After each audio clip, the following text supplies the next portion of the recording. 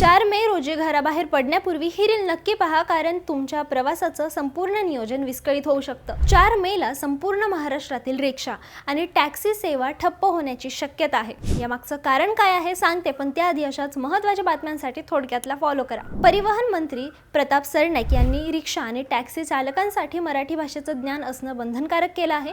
1 मे पासून या नियमाची कडक अंमलबजावणी होणार असून ज्यांना मराठी बोलता येणार नाही त्यांच्यावर कडक कारवाई करण्याचे आदेश देण्यात आलेले आहेत। या निर्णयाविरोधात आता राज्यातील तब्बल 15 लाख रिक्षा चालक एकवटले असून त्यांनी 4 मे रोजी संपावर जाण्याचा इशारा दिला आहे। मुंबई ऑटो रिक्षा मेन्स युनियनच्या मते एकट्या मुंबई महानगर क्षेत्रातून सुमारे 5 लाख चालक या संपात सहभागी होतील। सरकारने हा निर्णय मागे न घेतल्यास तीव्र निदर्शने करण्याचा इशाराही देण्यात आला आहे। मराठी भाषेची सक्ती हा चालकांच्या पोटावर पाय असल्याचा दावा संघटनेने केला आहे। त्यामुळे 4 मे रोजी रस्त्यावर रिक्षांची संख्या अत्यंत कमी असेल, ज्यामुळे प्रवाशांचे मोठे हाल होऊ शकतात।